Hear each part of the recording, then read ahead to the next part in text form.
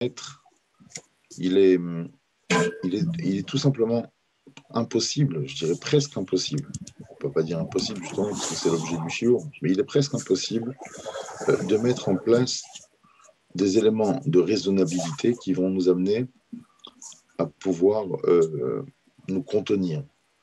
Je parle de cas de pulsion, d'énervement, de violence, de désir, de toutes sortes d'addictions. Lorsque s'éveille en nous un désir, on a tendance à ne plus voir clair les choses. Tout d'un coup, on se met à interpréter la situation en disant oui, mais moi, c'est pas la même chose, mais dans ce cas-là, mais c'est une fois.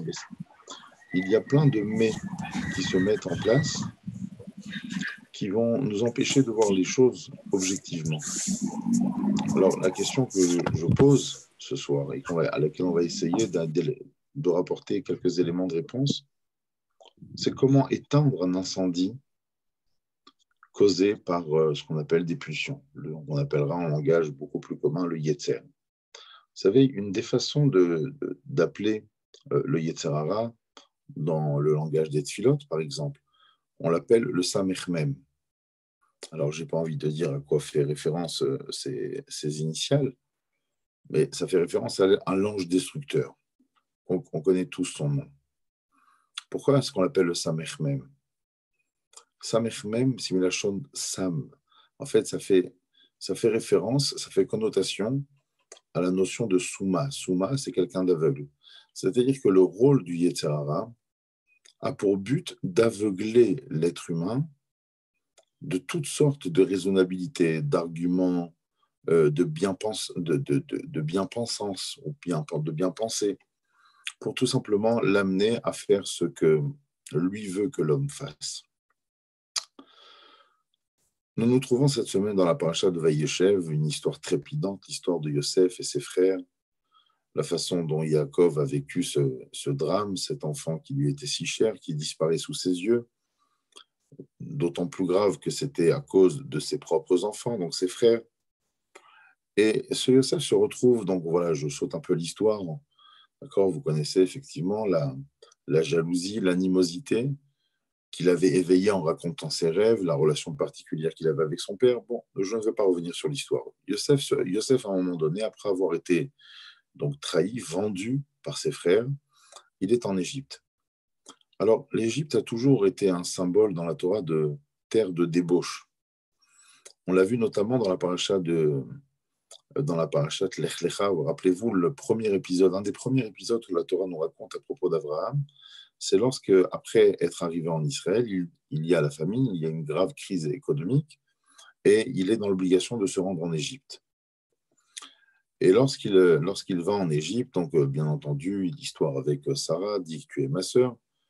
En fin de compte, Sarah donc lui est subtilisée. Et après, on va dire, des problèmes rencontrés par les Égyptiens suite à leurs méfaits, on voit que Paro va rendre Sarah à Abraham. Et nous dit la Torah comme ça. Je vais juste citer quelques versets pour se remettre bien dans l'histoire et comprendre à quoi correspond l'Égypte dans lequel Yosef se trouve. La Torah nous disait lorsqu'Avram arriva en Égypte, les Égyptiens ont réalisé combien Sarah était très belle. Elle n'était pas juste belle, elle était Yafaïm Meod. Et donc, ils ont jeté leurs yeux, leur dévolu sur Sarai, et ils ont parlé d'elle dans le sens, on va dire, dans le sens du désir. Ils ont éveillé le désir chez Paro, et immédiatement, cette femme a été prise au palais royal.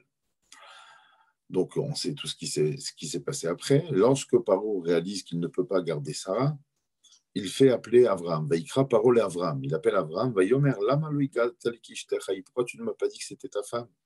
Veata hine ishtécha kach valech. Et voilà les mots qu'il dit. Voilà les mots que Paro va dire à Abraham pour qu'il reprenne sa femme. Il lui dit voilà, et maintenant je te donne ta femme, prends-la, car prends, velech, et va-t'en. Et juste après, la Torah dit Vaïtsav alav Paro anashim.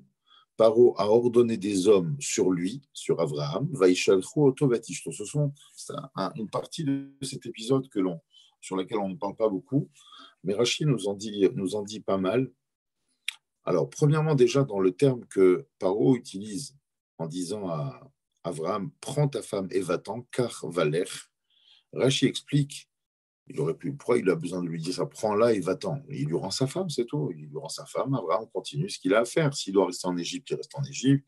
S'il veut repartir en Israël, il repart en Israël. Je dirais, Abraham reprend le cours de sa vie comme il était auparavant. Dit Rachi, non, non, non. Il lui a dit, prends ta femme et va-t'en d'ici. Repars d'Égypte. L'air ve'alta amod. Il lui a dit, prends ta femme, va et ne reste surtout pas. Chez Amitzrim, je te fais zimahem. Parce que voilà, moi, aujourd'hui, je te l'ai rendu. Mais sache que tous les habitants de ce pays ont des mœurs exécrables, catastrophiques. Et donc, si ce n'est pas moi qui va la prendre, parce que moi, je te la rends, une autre personne, un autre citoyen d'Égypte risque de te la prendre. Et on voit que cet ordre que Paro a donné à Abraham de partir, pas juste de lui restituer sa femme, Vaïtsa vala vanashim, il a ordonné sur lui des hommes, dit Rashi, les shalcho ou le shomro. C'est-à-dire que même pour parcourir la distance qui lui permettait de sortir d'Égypte pour revenir vers Eretz Israël, Paro a dû lui mettre une sorte de garde royale, d'escorte, qui allait les accompagner pour les protéger jusqu'à la sortie. Vous imaginez quel danger, quel niveau de mœurs exécrables se trouvait dans ce pays. Alors, pourquoi je vous ramène cette histoire? Parce que imaginez-vous, là on parle quand même d'Abraham et Sarah. Donc ça veut dire que c'est un couple. Aussi bien Abraham va veiller sur Sarah au niveau des mœurs que Sarah va veiller aussi sur Abraham au niveau de ses mœurs. À part ça, ils étaient déjà bien avancés dans l'âge. Donc c'était un couple qui vivait ensemble depuis des années, qui était avancé dans l'âge, qui avait un niveau de maturité, qui avait toute une vie derrière eux. Et malgré tout, Paro lui demande de partir, lui ordonne, il lui demande pas, il lui ordonne de partir, de quitter le pays, comme si c'était, si on se trouve dans un endroit qui n'est pas très fréquentable et on voit un religieux, on dit, mais qu'est-ce qu'il a à faire ici, celui-là? C'est pas qu'on croit qu'il est mal intentionné, mais il a juste rien à faire. C'est pas pour lui cet endroit. Eh bien, Mitzrayim, c'est exactement comme ça que c'était vécu par Paro lui-même vis-à-vis de Abraham et Sarah. Donc vous imaginez bien, un couple âgé, avec toute une vie derrière eux, on ne peut pas imaginer, on ne peut pas tolérer l'idée, à savoir qu'ils prennent leur temps pour sortir d'Égypte ou quitter l'Égypte. Alors maintenant, imaginez-vous un jeune homme de 17 ans, qui vient de se faire trahir, vendu par ses frères. Il n'a plus de mère. Son père est en deuil sur lui. Voilà, vous connaissez la situation mieux que moi de Yosef. Imaginez-vous quel type de tentation. Ah, si je peux continuer après 21h, très bien, bon, après. Quel type de temps, vous imaginez, on va dire, la férocité de la tentation face à laquelle Yosef se trouvait. C'est tout ça pour vous dire que, humainement parlant, selon les données que l'on a de l'Égypte à l'époque, c'est juste insoutenable, c'est inhumain, c'est pas possible que Yosef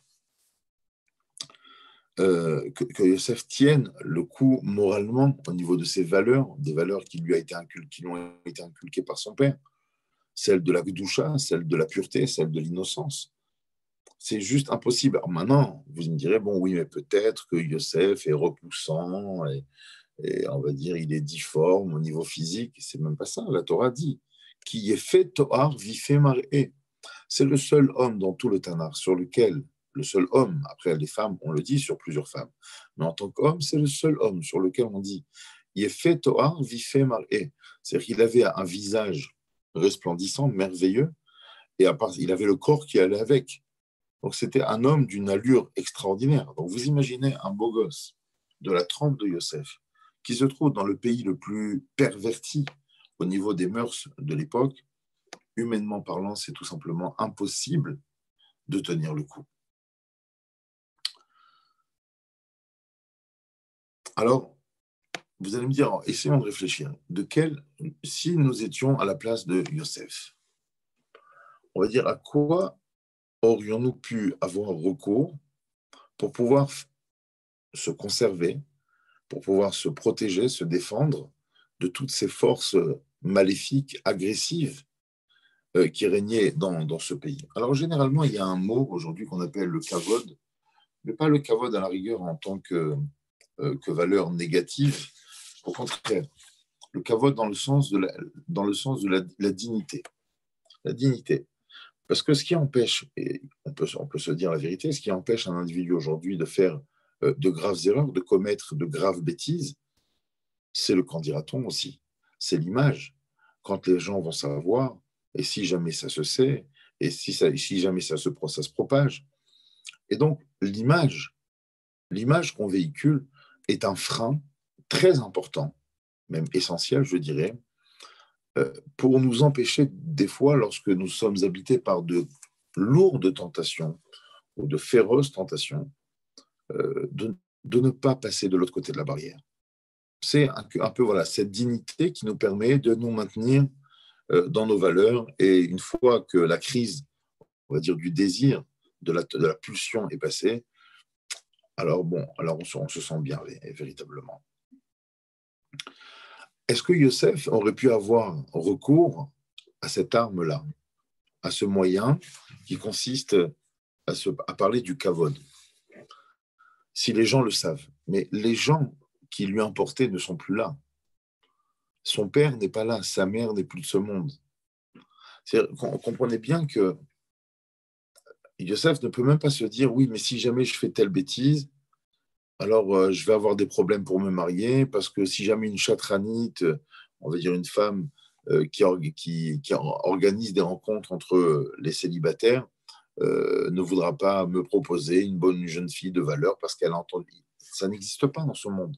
Il n'y a pas de chatranite, il n'y a pas de Rosh Yeshiva qui risque de le voir et de lui faire une mauvaise renommée ou de le qualifier de toutes sortes d'adjectifs. Il n'y a personne de son monde à lui. Il est juste trahi, blessé, meurtri, abandonné par tous les siens. Donc, comme on a l'habitude de l'entendre, Yosef a toutes les raisons du monde pour s'adonner à la tentation, au désir qui peut l'animer. Et là, alors, explorons un petit peu voilà, la façon dont la Torah décrit un peu cette scène de harcèlement. Cela commence par Vayike Hayom Hazeh. On nous parle d'un fameux jour. Donc Rachid nous dit, bon, ce jour n'était pas un jour de travail ordinaire. Ce n'est pas un jour comme tous les autres. Rachid explique qu'Asher Gia Yom Ameyuchad, Yom Tzrok, c'était une fête. Peut-être la fête de fin d'année, peut-être Noël, peu importe. C'était une fête qui faisait en sorte que la majorité des habitants de ce village où ils se trouvaient se rendaient dans leur église, dans leur lieu de prière, se réunissaient tous ensemble, et donc les gens ne se trouvaient pas chez eux à la maison. Et là, la Torah nous dit, Yosef est venu, donc voyez-vous Yosef, la Sot Melarto. Ce jour-là, Yosef est venu, la Sot Melarto, pour faire son travail. Quel était, à la rigueur, le but de nous présenter l'histoire que l'on connaît tous, du harcèlement de la femme de Potiphar, en commençant par nous faire savoir que Yosef venait faire son travail. À ce propos, comme vous l'avez déjà entendu sûrement, il y a dans la Gemara une marloquette entre Rav et Shmuel. D'après l'un, il faudrait comprendre le passouk au sens propre du terme. Il est venu faire son boulot. Voilà, c'est un fonctionnaire. Et donc, il s'est dit, bon, il n'y a personne. S'il n'y a personne, je vais essayer de mettre mes dossiers à jour, de rattraper mon retard, si jamais il y en avait, ou s'il n'y en a pas, je vais prendre de l'avance sur mon travail. Bon, il s'est dit, ça va être une journée de travail tranquille. Il n'y a personne à la maison. L'autre ne pense pas comme ça. L'autre, Mande Amar, on ne sait pas qu'est-ce que Rav a dit, qu'est-ce que Shmuel a dit, peu importe. En tout cas, les deux présentent les choses différemment. La deuxième avis, il dit la sot tzrachav ima. Alors, c'est déjà une vision un peu plus embêtante, qui nous amènerait à dire que ce fameux jour, Yosef savait qu'il n'y avait personne à la maison.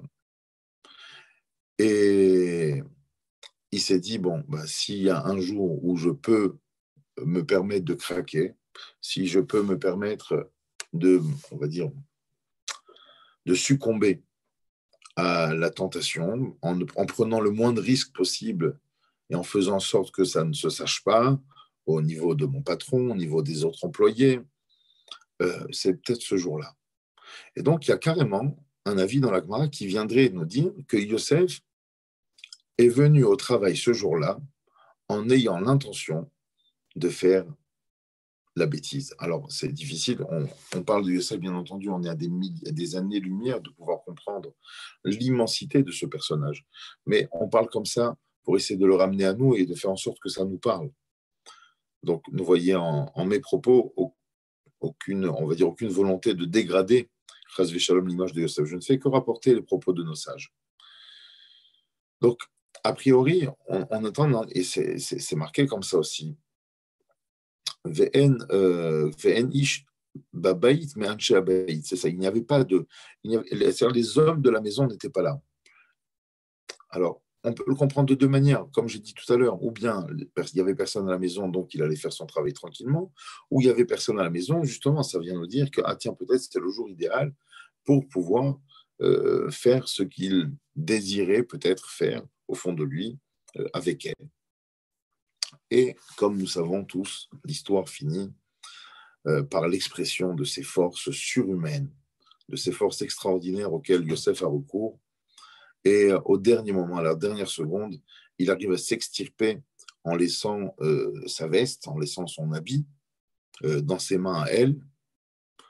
Et donc, bien entendu, la question élémentaire, la question fondamentale qu'on nous sommes en droit de se poser, c'est qu'est-ce qui le freine? Qu'est-ce qui l'empêche?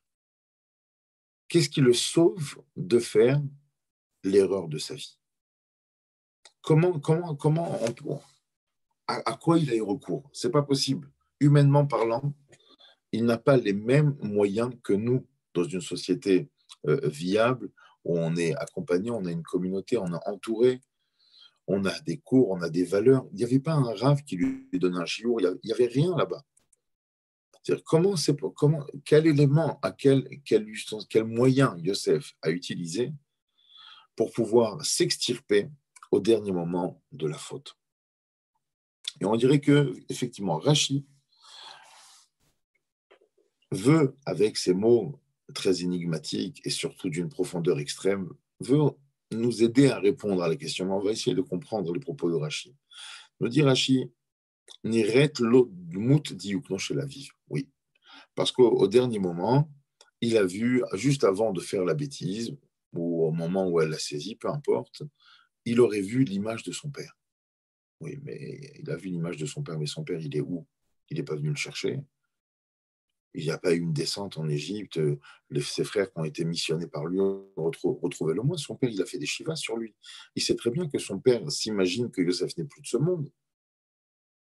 Et ce qui est d'autant plus difficile, c'est que jusque-là, dans tous les récits dont la Torah nous a fait part, on connaît un personnage qui était proche de son père. Je ne parle pas d'Yitzhak vis-à-vis d'Abraham. Je crois qu'on en a vaguement énoncé différents détails cette année.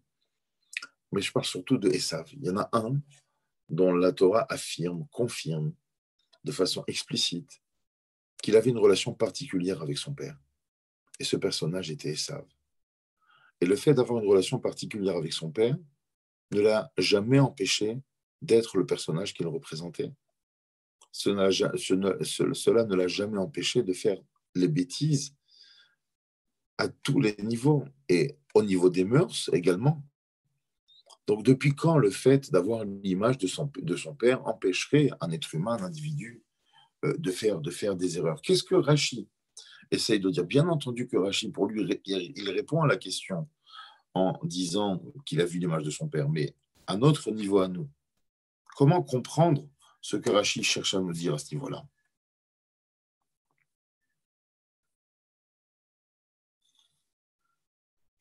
Alors ça, c'est à propos des Esav, effectivement. Les Chachamim ont, comme nous, analysé, compris et même réalisé que la prouesse, l'exploit unique, extraordinaire de Yosef est quelque chose de singulier dans l'histoire, à tel point que les Chachamim, dans Masechet Yoma Daf Lamed et Amud Bet, sont partis nous dire Yosef Mechayev et Arishaim. Si dans l'histoire du monde, il y a des individus qui se sont sentis, de par des, on va dire, des dons qu'Hachem leur aurait offerts, des dons de beauté, des dons de grâce, des dons de popularité, des dons de séduction.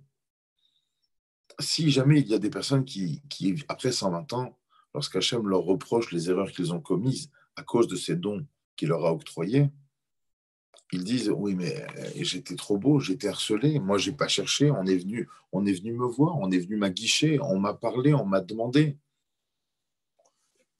Alors, les Chachamim nous disent dans la Gemara justement Yosef Mechayev et Arishaim. La réponse unique dans le ciel que l'on donnera à tous ces gens-là qui prétexteront toutes sortes d'arguments pour essayer de justifier leurs bêtises au niveau des mœurs principalement, on leur dira mais est-ce que tu as eu plus de dons que Yosef? Est-ce que les circonstances dans lesquelles tu te trouvais étaient aussi étroites et aussi difficiles à vivre, à supporter que les situations dans lesquelles se trouvait Yosef? Yosef Mechayev et Arishaim. Donc on comprend de là que véritablement il est celui qui a traversé, parce que bien entendu qu'il y a des gens, il y a des hommes mariés ou même des jeunes célibataires qui ont eu peut-être des occasions de commettre des erreurs dans leur vie et qui ont réussi à s'en extirper. Et ce ne sont pas des gens qui étaient érudits spécialement en Torah ou connus pour être des tzadikim extraordinaires. Donc à l'arrière, ce phénomène est possible, mais la situation de Yosef aurait été juste impensable, invivable et insurmontable pour n'importe quel individu de notre trempe à nous. Alors, avant d'aller plus loin, pour définir encore un peu plus, avec un peu plus de profondeur, ce qui est arrivé à Yosef ce jour-là, cet harcèlement de la part de la femme de Potiphar, j'aimerais attirer votre attention sur ce moment, le moment fatidique où Yosef refuse, où Yosef, plutôt même on pourrait dire, se refuse à elle. La Torah l'exprime à travers le mot vaïmaen. Vaïmaen, littéralement, qui veut dire il a refusé. Mais vous l'avez remarqué sûrement les années précédentes, vous le remarquerez encore une fois cette année, sur le mot vaïmaen, il y a un ta'am, donc ces fameux signes qui nous permettent de donner une mélodie bien spécifique à la lecture de la Torah, donc qui a dû être organisée par des hommes sages. Est-ce que c'était Ezra ou quelqu'un d'autre, je ne sais pas. En tout cas, il y a sur le mot vaïmaen un ta'am que l'on appelle shalchelet. Ce ta'am-là, ce signe-là, d'accord, il en sorte comme ça, un peu d'escalier, et qui se lit de façon très bizarre. On monte, on descend, on redescend, on remonte. Shalchelet, ce ta'am-là apparaît en tout et pour tout, dans toute la Torah, à 4 reprises. Et dont 3 d'entre eux sont dans le Sefer Bereshit. Il y a quelque chose de très intéressant. Alors, rappelons-les très rapidement. Donc, le Vaïmaen, on a dit à propos du refus de Yosef de se laisser séduire par la femme de Potiphar. Il a refusé. Il y en a l'autre fois, c'est marqué à propos de Lot. Rappelez-vous, dans la paracha de Vayera, lorsqu'il était question que les Malachim extirpent, sauvent Lot de la ville de Sodome, où il avait là-bas un titre social très noble, il était devenu un juge, une référence de moralité, c'est extraordinaire, et que à -1, à la dernière minute, les anges l'ont sauvé. C'est marqué que là-bas, que Lot a eu énormément de mal à quitter la ville et à suivre les anges pleinement. Et c'est marqué là-bas, Vaïtmahama, la même chose, Vaïtmahama, il y a ce Shalchelet aussi qui est dessus. Il a tardé, qui veut dire. Lot a eu du mal à partir de chez lui, comme s'il regardait sa maison, il regardait la région où il habitait et le désert qu'il y avait en face de lui où il ne savait pas où il allait. Il était très douteux. Et une autre fois, on voit le même ta'am, c'est à propos de Eliezer. Lorsqu'Eliezer a été missionné pour aller chercher une épouse pour le fils de son patron, de son maître, pour Yitzhak, Alors, c'est marqué là-bas qu'il s'est trouvé, donc quand il arrivait à Aram Naharaim, il arrivait à Haran pour trouver la jeune fille en question. Il s'est mis à prier à Hachem. Et lorsqu'il a prié à Hachem, c'est marqué Vayomar, Hakrena, Lefana, Yayom, Hachem fait en sorte que la première jeune fille qui viendra me proposer à boire, à moi et à mes chameaux, etc., etc. Et lorsqu'il commence à exprimer cette prière, la Torah dit Vayomar, la même chose. Il y a sur le Shachelet, sur le Vayomar, sur les premiers mots qu'il a exprimés pour faire cette tefila, afin d'obtenir une jeune fille pour Israël. Alors, on remarque quelque chose d'assez extraordinaire, même d'époustouflant. C'est qu'en fait, ces trois situations ont fait référence à trois individus qui, comment peut-on le définir, qui se trouvaient être, on va dire, en situation de déchirement intérieur. C'était le grand écart au niveau moralité. Ils ne savaient pas qu'est-ce qu'il fallait faire. Prenons.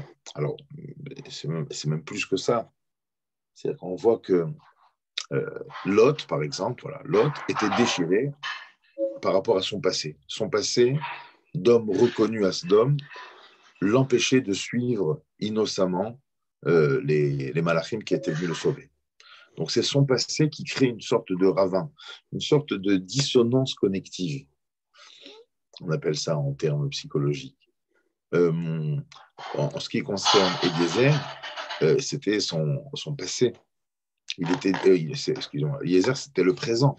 Le présent, c'était quoi? On sait qu'Eliezer avait une fille qu'il voulait absolument donner à Abraham pour se marier avec son fils, Yitzhak. Et Abraham lui a fait jurer de ne pas prendre une fille de Canaan. Et il était déchiré par ça. Si seulement le bon Dieu pouvait pourrait faire en sorte que cette fille ne vienne pas me proposer. Alors j'exagère un peu, mais en fait, au fond de lui, son rêve le plus cher était de marier sa fille avec le fils de son maître, avec Yitzhak. Mais en même temps, il a juré à Abraham que ça ne se ferait pas et qu'il mettrait tout en œuvre pour lui trouver une fille de sa famille. Et donc là, il est en train de prier et dans sa prière, il est déchiré, comme s'il voudrait que sa prière ne se réalise pas et qu'il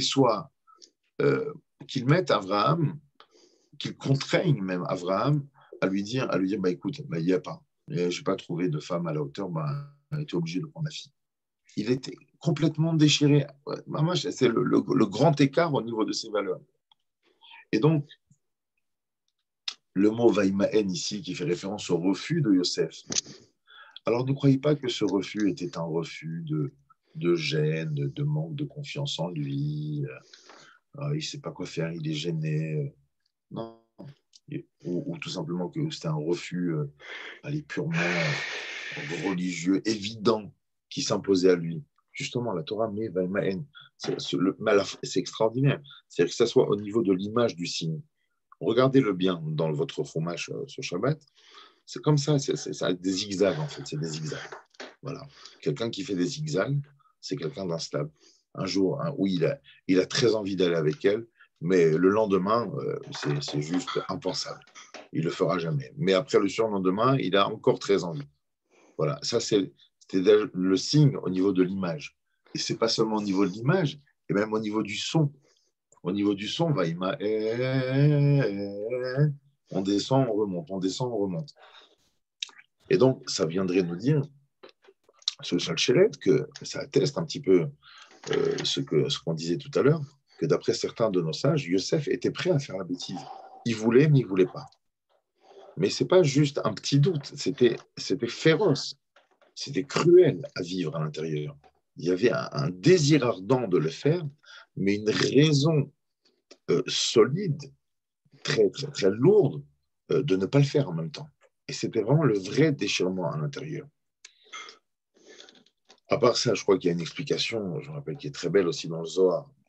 Le Zohar, lui, il va dire, alors peut-être on reviendra sur ce point à la fin du shiur. Le Zohar dit Chalchelet. Aussi, là, on a parlé de la forme du Chalchelet, on a parlé du son que représente le Chalchelet. Mais Chalchelet, aussi, ce sont les chaînes. Il y a une histoire comme ça avec un certain Don Manuel. qui était à l'époque de l'Inquisition, à l'époque où en Espagne, c'était le roi Ferdinand. Et ce Don Manuel qui se faisait passer pour un chrétien, on l'a attrapé, je crois, en train d'allumer justement les bougies de Hanouka. Et on était en train de l'amener pour le brûler vif, donc sur le bûcher, sur la place publique. Et le roi, il avait d'étroites relations avec le roi. Il était considéré comme un homme d'une très grande pertinence, d'une très grande intelligence.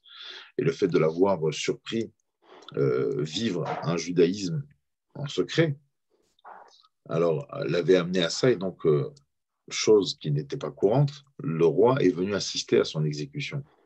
Et lorsque le roi arrive, il lui dit, mais Don Manuel, tu es très cher à mon cœur, je te demande une chose. Voilà, si maintenant tu t'engages à adhérer pleinement aux valeurs du christianisme, alors je te libère tout de suite, je te laisse la vie sauve. Et ce Don Manuel a répondu, mais Majesté, je ne peux pas, je suis enchaîné, j'ai mes chaînes. Alors le roi, en se tournant vers ses gardes, lui dit, mais enlevez-lui les chaînes. Si c'est les chaînes qui t'embêtent, on va t'enlever les chaînes. Et là, Don Manuel a répondu, non, mais ce n'est pas de ces chaînes que je parle. Je suis enchaîné par mon histoire, par l'histoire de mon père, mon grand-père, mon arrière-grand-père. Je fais partie d'une dynastie. Je fais partie d'une dynastie. Jonathan, il ne m'a pas répondu. Qu'est-ce qui se passe? Il vient pas, il vient. Oh là là, attendez. Non, mais tout est bien mis. Mais qu'est-ce qu'il faut faire au niveau du Canal+? Il faut l'éteindre? Oh là là, voilà. Super. Et alors, je disais, voilà. Et donc, les chaînes dont il est question, ce sont les chaînes de notre histoire. Selon le Zohar, la chaîne dont il est question ici, le Chalchelet, le fameux Chalchelet, c'est Yosef s'est reconnu en tant que fils de Yaakov, petit-fils de Israël, arrière-petit-fils d'Abraham avec une mission. Bon, on y reviendra tout de suite. Alors, pour continuer sur l'histoire de Yosef, il y a quand même une question aussi qui s'impose à nous, qui est toujours dans le même ordre d'idées. Comment se fait-il, alors que nos sages nous ont toujours enseigné, lorsqu'on voit une personne faire un acte, même si cet acte a l'air apparemment, on va dire, mauvais, nous nous devons de juger favorablement l'autre. Comme vous le savez, Evedan, soit le juge, et kol adam de tout homme, les chav zechut, favorablement. Ça serait, d'après certains, une mitzvah de la Torah. Betzedek tishpot amitecha, la Torah nous dit dans Parashat Kedoshim. Alors, comment ça se fait que Yosef, qui en fin de compte n'a pas succombé à la tentation, qui a réussi à se sauver, il y a des rabbins qui vont venir et qui vont dire, ah, mais tu sais, il avait l'intention de faire la bêtise. Je ne comprends pas. Si déjà quelqu'un qui fait une bêtise, tu as le devoir de le juger favorablement et de lui trouver toutes sortes de circonstances atténuantes pour l'excuser et ne pas l'accabler, ne pas l'accuser. Maintenant, quelqu'un qui n'a pas fait la bêtise, on a le devoir de dire, mais tu sais, il est venu pour la faire. Hein. Bon, il ne l'a pas fait, d'accord, mais il avait l'intention de la faire, hein, à moins une. Heureusement qu'il ne l'a pas fait. C'est bizarre. Alors, je ne sais pas si ça vous rappelle des souvenirs, mais il y a un autre personnage, c'est très troublant. Il y a un autre personnage dans la Torah qu'on appelle Tzadik, comme Yosef. Il y en a deux dans toute la Torah qu'on appelle Tzadik. C'est Yosef. Normalement, c'est dans la paracha de Vayeshev, mais ce Shabbat, on ne dira pas. C'est dans la Haftarah de Vayeshev. Ce Shabbat, on ne dira pas parce que c'est Hanouka. Et il y a Noach, Ish Tzadik Tamim Maya Bedorotav. Akadosh Baruch Hu lui dit, Ki otra raiti Tzadik lefanai badorazé. Donc, Noach et Yosef ont été appelés Tzadik. Vous remarquerez que sur ces deux personnages, ni Avraham, ni Moshe Rabbeinu, ni David Ameler, il n'y a que ces deux personnages qui s'appellent Tzadik. Et sur ces deux personnages, nous trouvons le même type de conflit, de différend entre les rabbins. Il y en a qui disent que Noach, s'il était dans une autre génération, ben, il aurait été encore meilleur. Et il y en a qui disent, non, s'il avait été dans une autre génération, il aurait été insignifiant. Mais je ne comprends pas, on a quelqu'un de bien, pourquoi tu veux le descendre? La même chose avec Yosef, il a rien fait. S'il n'a pas fait la bêtise, pourquoi tu cherches à dire oui, mais il voulait la faire? Quelle est l'intention de ces Chachamim? Et c'est bizarre. Au niveau de ces deux hommes, que ce sont les seuls que la Torah appelle tzaddik, et sur lesquels il va y avoir des rabbins qui vont qui vont dire non, non, non, c'est pas l'ishvar, c'est l'ignite. Tout ce que la Torah dit, en fait, on peut l'interpréter de façon défavorable. Pourquoi juger défavorablement? Alors, la réponse à cela, Bémet, c'est que cette notion de tzaddik, justement, je crois que c'est le Maharal Bach. C'était un rave à Yerushalayim à l'époque du Harizal, il y a 500 ans, à l'époque du Harizal, du Beth Yosef. Il répond, le Torah Tmima pose la question que je viens de vous exprimer. Et le Maharal Bach répond en disant la chose suivante, justement, ceux dont la Torah donne le titre de tzaddik, ce ne sont pas le tzaddik comme nous concevons le tzaddik. Pour nous, un tzaddik, c'est qui? C'est Baba Saleh, c'est Rabbi David Abuchatzera, ce sont des grands, Rabbi Abraham Kanievski, ça c'est des tzaddikim. Les tzaddikim, ça veut dire que même pas en rêve, ils auraient un jour une occasion de faire une avéra, et même si ça devait venir, alors chez eux, ça serait complètement exclu de leur cerveau, de ce qu'ils pourraient envisager. Non, la Torah n'appelle pas tzaddik quelqu'un qui, de façon naturelle, ne rencontrera jamais la avéra. La Torah appelle un tzaddik quelqu'un comme vous et moi, quelqu'un de normal, quelqu'un qui, selon, on va dire, ses prédispositions ou ses caractéristiques plutôt humaines, eh ben, il aurait fait la même chose que tout le monde. Il aurait pu faire la bêtise. Et il ne l'a pas fait. Et c'est justement, en fait, c'est extraordinaire parce que nous, on croit que le différent entre les rabbins, c'était est-ce qu'il faut qualifier Noach ou Yosef favorablement, ça c'est l'ishvar, et il y en a qui vont te dire non, non, il faut qualifier Yosef de façon défavorable. Mais ce n'est pas du tout ça en vérité.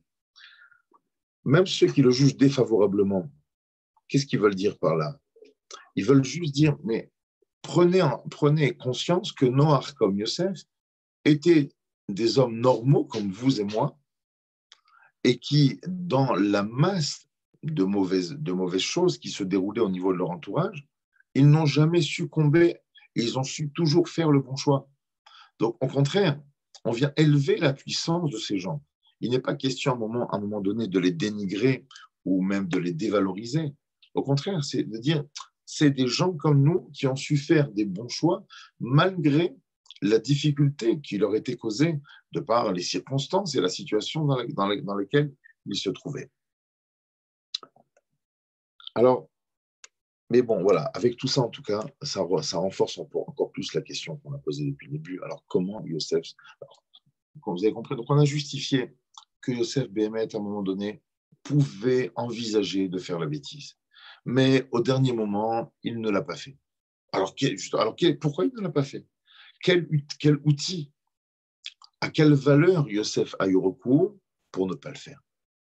Alors, je vais essayer de vous donner comme ça quelques clés sans être long. Je vais essayer même d'être le plus court possible. Alors, la première chose déjà qu'il faut savoir au niveau de cette soulière, au niveau de ce sujet, de pouvoir s'échapper des mains de la tentation d'un désir ardent, c'est d'abord au niveau de la pensée.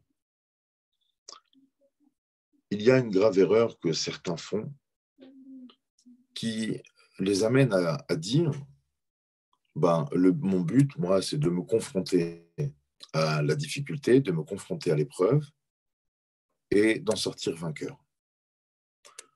Le problème, c'est que vous imaginez bien que cette théorie n'a pas lieu d'être. C'est comme si quelqu'un il va vous dire moi, mon délire, mon défi que je me lance, c'est de me trouver sur un champ de bataille où ça tire de partout et d'éviter les balles.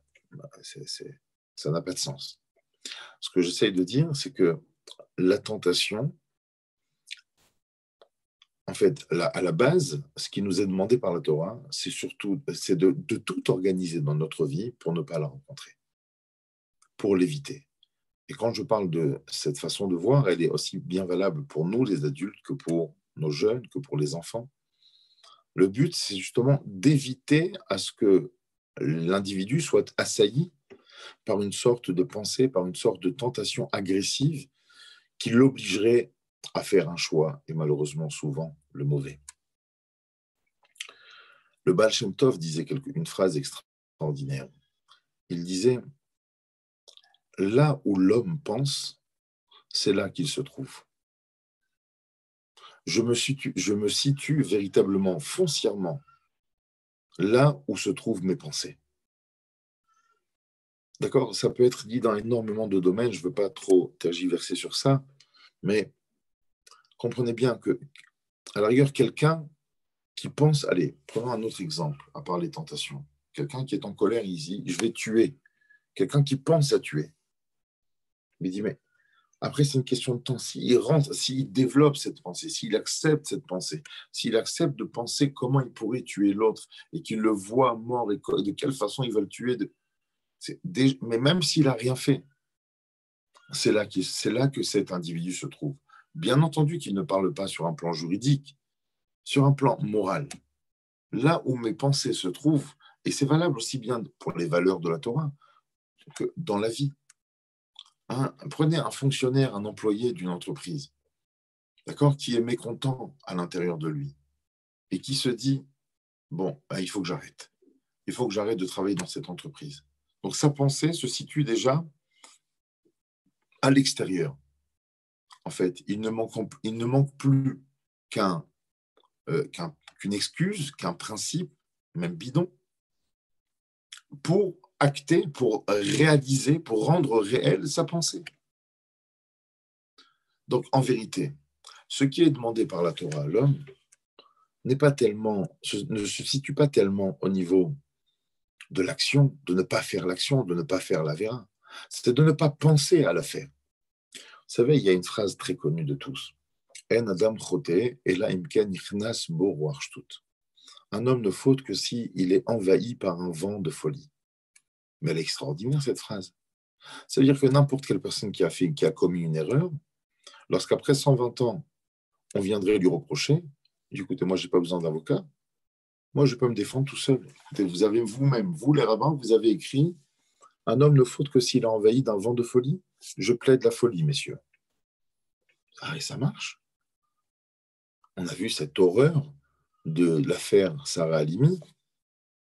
Comment un monstre pareil, il y a des hommes sur Terre, soi-disant brillants, qui vont plaider la folie de cet homme et qui va amener la justice à un certain niveau, à le disculper, à amoindrir sa peine, à amoindrir la gravité du drame qu'il a commis. Donc, à partir de là, on pourrait tous dire, oh mon Dieu, j'ai fait une bêtise, c'est pas moi. C'est la folie qui m'a envahi. J'étais pas sain d'esprit à ce moment. Alors, si on regarde bien les mots, comment on répond à ce genre de questions? Pourquoi on ne peut pas utiliser ce genre d'argument? Tout simplement parce que la Gemara dit En adam proté elaimken, un homme ne faute seulement si nichnas bo ruach shdut est rentré. Où est-ce que c'est rentré? C'est rentré au niveau de sa pensée.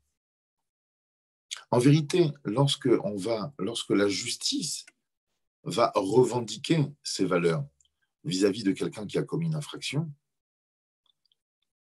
profondément, ce qui lui est reproché, c'est pas son action, c'est sa pensée, c'est son intention, c'est comment il en est arrivé là. Le drame, le véritable reproche n'est pas sur l'action. Parce que sur l'action, effectivement, tout le monde a des excuses. Tout le monde invente toutes sortes de situations sordides. Mais la pensée, le fait d'y avoir pensé, ça, c'est notre tort. Ça, c'est le tort de l'homme. Il y a comme ça l'Admour Hazaken, dont nous avons célébré la Iloula le 19 Kislev la semaine dernière, Shabbat dernier, dans un de ses chapitres, du Tanya explique qu'effectivement, la première pensée, on ne la maîtrise pas. Mais la deuxième, elle est effectivement sous notre domination. Elle est dans notre pouvoir. Vous savez, c'est un peu comme quelqu'un qui est sur un ordinateur et qui a une image obscène, qu'il n'a pas demandé, qui apparaît. Eh bien, s'il ne la veut pas, mais il va cliquer tout de suite sur le X, il va l'éteindre, il va la fermer.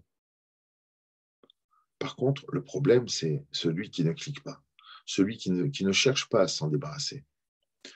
Et explique le Baal HaTanya, se débarrasser d'une pensée, c'est faire en sorte que la première pensée ne soit pas productive, qu'elle ne soit pas alimentée pour en devenir une deuxième. Alors pour ça, il faut avoir de quoi penser.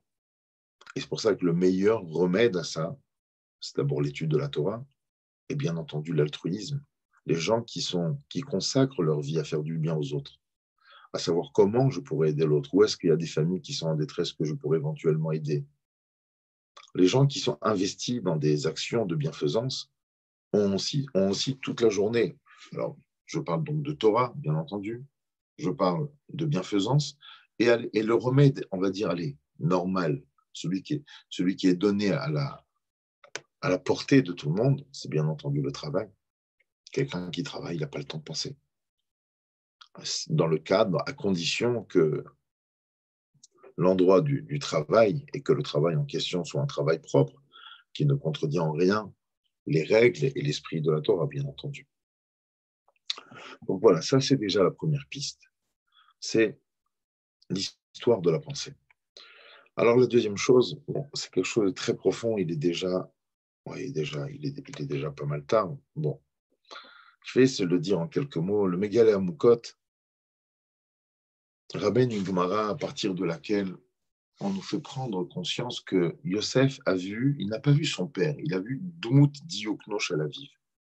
Alors je ne sais pas comment dire en français, mais ce que le Megalé Amoukot explique là-bas, c'est une explication que vous avez sûrement entendue une année.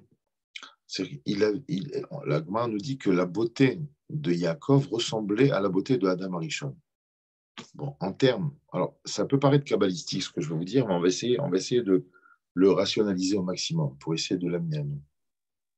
En fait, Yosef était conscient que son père avait pour mission de réparer une des trois valeurs que Adam Arishon avait bafouées.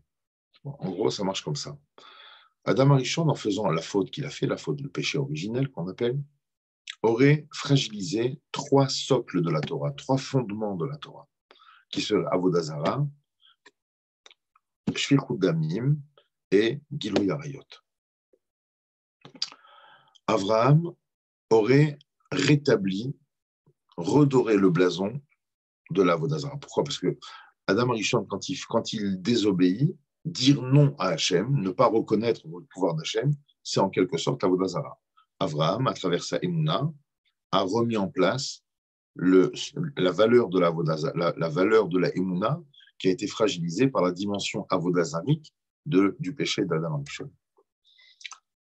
Yitzhak, lui, a réparé la dimension de Shfichut Damim à travers la Kedat Yitzhak, donner sa vie pour Hachem, être capable de mourir pour Hachem et pas de tuer les autres. Donc lui avait la tâche de consolider la valeur fragilisée par Adam Rishon dans la dimension de Shfichut Damim, qui est le meurtre, faire couler le sang. Et Yaakov aurait eu la mission de rétablir le Gilui Arayot. Donc l'histoire de ces deux femmes, ces deux sœurs avec les servantes. Et Yosef avait compris ça. Yosef a vu le travail que son père devait faire. Et le travail que son père devait faire, et les Toldot Yaakov, Yosef. C'est-à-dire quels vont être les dérivés, par qui l'histoire de Yaakov va passer? Par Yosef. Et Yosef, donc c'est celui qui doit réparer la valeur des mauvaises mœurs, donc de Gilui Arayot, pratiquée par Adam Arishon, mais réparée par Yaakov à travers Yosef.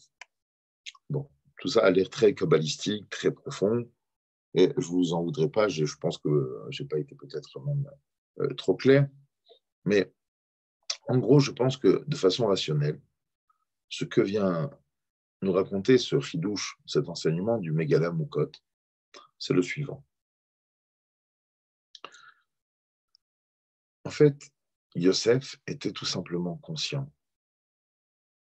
que le choix que je vais faire, moi, dans ma petite vie, anodine, moi, un individu, un être humain, mortel, fragile, peut avoir des répercussions sur l'humanité tout entière.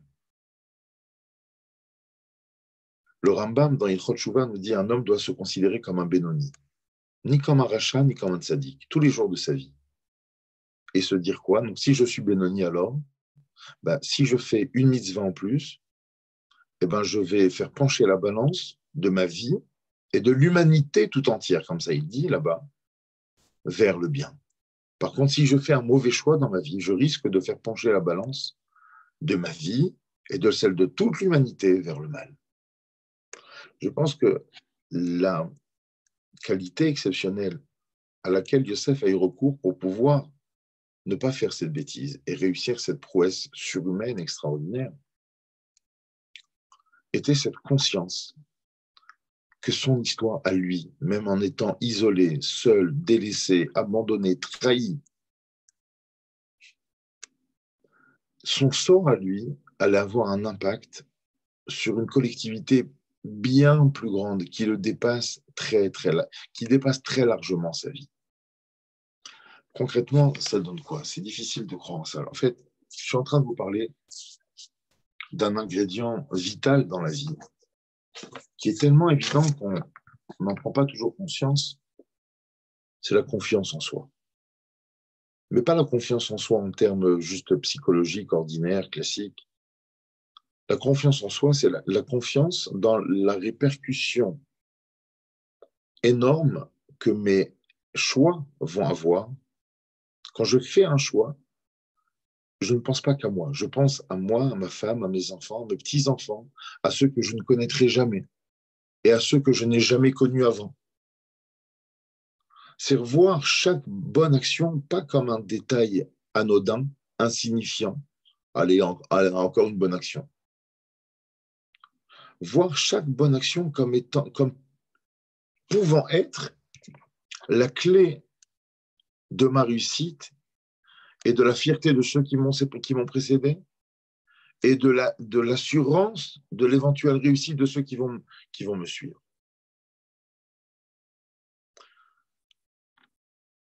Enfin, quelqu'un qui ne fait pas des compliments à ses enfants, quelqu'un qui n'est pas capable de mettre en valeur ses enfants. Et ça, cela ne se fait qu'à travers, effectivement, alors, que ce soit les filles ou les garçons. Mais c'est des mots gentils qui peuvent paraître des fois exagérés. On appelle un enfant tzaddik, des fois, ou des choses comme ça, peu importe, une jeune fille tzadikette. Mais ces mots-là que je vais utiliser, qui véhiculent à l'inconscient de mon enfant une importance cruciale qu'il représente. À partir de là, quand il va avoir une bonne note ou une mauvaise, il prendra conscience que, oulala, attends, c'est pas juste moi que je suis en train de décevoir. Ah, c'est mes parents. Et mes parents, et comment ils vont plus m'appeler comme ça? Et mes parents, ils vont plus pouvoir m'appeler comme ça, mais devant mes frères et sœurs, parce que comment mes frères et sœurs, ils croient que je suis un tzaddik, parce que devant eux, ils disent que je suis un tzaddik, et devant les amis, devant mes cousins, on m'appelle tzaddik. Et donc, si je fais un mauvais choix, vous comprenez? C'est ça ce qu'on veut dire. Chez la vie. C'est une sorte de confiance en soi qui m'amène à réaliser pleinement la portée infinie, la portée immense, incommensurable de chacun de mes choix, de chacune de mes actions. Et je pense qu'effectivement, cet ingrédient a été utilisé par Yosef. Pour finir, c'est Hanouka cette semaine. Nous lirons Bezrat Hashem chaque jour de Hanouka la paracha des Nessiim. Et les Nessiim, donc, ils ont commencé à offrir des corbanotes depuis Rosh Chodesh Nissan pendant les 12 premiers jours du mois de Nissan, la deuxième année après la sortie d'Égypte. Et le 7e jour, vous verrez que c'est la tribu d'Ephraïm. Ephraïm, c'est le descendant de Yosef. Et lui, il a amené le 7e jour. À l'époque, Rosh Chodesh Nissan tombait un dimanche. Donc, ça veut dire que le 7e jour était un Shabbat. Or, vous savez très bien qu'on ne peut pas amener de sacrifice privé le jour de Shabbat. Le jour de Shabbat au Beth Amikdash et au Mishkan, il n'y avait que des sacrifices communautaires, qui étaient des sacrifices nationaux, des offrandes publiques. Mais des offrandes privées, on ne pouvait pas faire la shrita et faire tout ce qui s'ensuit, toutes les melachot, tous ces travaux qui étaient interdits à faire pendant Shabbat, même au Mishkan, si c'était pour le privé. Pour le public, oui. On demande, mais dites-moi, mais ces princes d'Israël, qui, lors de l'inauguration du Mishkan, ont amené des sacrifices tous les jours. Ephraim, il a ramené le septième. Le septième, c'était Shabbat.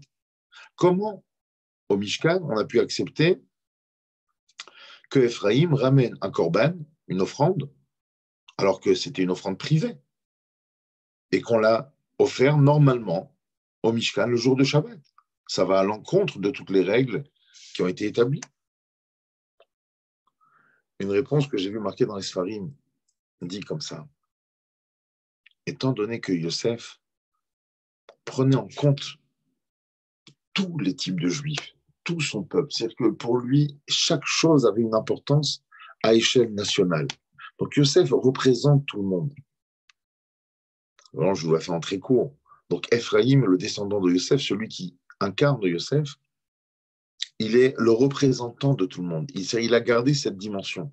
C'est-à-dire qu'en fait, Yosef, quand il est devant cette tentation, devant la femme de Potiphar, devant ce harcèlement, et qu'il est sur le point de craquer, mais qu'est-ce qu'il se dit? Il ne se dit pas seulement qu'il va se décevoir à lui, ou qu'il risque de décevoir son père qui ne reverra jamais. Il risque de décevoir toute l'histoire. Il a une conscience réelle des portées infinies, incommensurables de son choix, de son action. Donc, il représente tout le monde, il prend en compte tout le monde. D'ailleurs, c'est lui qui va mettre au monde Ephraim et Ménaché, ces deux frères qui sont capables de se compléter et de faire preuve d'un très grand altruisme l'un vis-à-vis de l'autre. Donc, en fait, parce que Yosef comprend aussi bien les gens qui travaillent que les gens qui étudient, que les gens qui sont traditionnalistes ou les gens qui sont orthodoxes. Pour lui, tout fait partie, tout a une importance cruciale. Il n'y en a pas qui sont juste ordinaires, normaux ou banals. Tout a une importance cruciale. Et c'est pour ça qu'on a amené le korban de Ephraim le jour de Shabbat. Donc voilà, à l'aube de cette fête de Hanouka, et c'est ce qui s'est passé au niveau des Hashmonaïm, même au niveau de l'histoire. En fait, c'est lorsque ces derniers, les Hashmonaïm, ont décidé qu'ils étaient capables d'écrire l'histoire, de ne pas laisser leur sœur être souillée par le gouverneur de l'époque qui pratiquait le droit de cuissage. Ils ont pris les choses en main, ils se sont dit, mais attends, mais ce n'est pas l'histoire d'une fille ici, c'est l'histoire d'une nation, c'est notre histoire, notre identité qui est en jeu. À partir du moment où on prend les choses de cette façon-là, alors je pense qu'est-ce qu'il faut retenir de la première, les deux pistes principales qu'on a évoquées. D'abord, la préservation, se préserver. Se préserver dans le sens de ne pas alimenter la deuxième pensée et faire en sorte de minimiser la première au maximum. Être le maître, devenir le maître, ou mettre des projets en place pour devenir le maître de nos pensées. Ça, c'est la première piste. Et la deuxième piste, c'est donner de la valeur à chacune de ces actions. Et quand je dis donner de la valeur à chacune de ces actions, je parle bien entendu d'abord de nous-mêmes. Soyons capables de le donner, mais facilitons la tâche à nos enfants. Comment aujourd'hui, Bémet aujourd'hui, ces machines avec lesquelles on a accès à tout et à surtout n'importe quoi, comment on va sauver notre jeunesse? Comment est-il possible de les extirper des griffes de la sauvagerie, du dévergondage qui est jeté sur tous ces appareils, sur tous ces portables, sur tous ces écrans, toutes ces tablettes? Le seul moyen, c'est la survalorisation de nos jeunes, la survalorisation de nos enfants. Si eux comprennent qu'ils ne sont pas n'importe qui, alors ils trouveront les forces en eux de ne pas faire n'importe quoi. Par contre, si effectivement on les accable à longueur de journée de critiques justifiées, de par nos ambitions, de par nos attentes, alors ils ne pourront pas vivre cette survalorisation d'eux-mêmes. Et pour faire face à des désirs aussi ardents, ce sera, on va dire, quelque chose de beaucoup plus difficile. Voilà. Voilà le message que je voulais faire passer aujourd'hui. Je vous souhaite de passer une magnifique fête de Hanouka, que la lumière, Bezrat Hashem, puisse rayonner dans tous les foyers du Ham Israël et que ces lumières puissent resplendir à travers la planète tout entière. Merci et grave. Faire régner la vérité absolue sur toute l'humanité. Amen. Kenny Ratzon. Amen. Merci, Rav. Et Bonne fête. Bonne fête. Chag Sameach.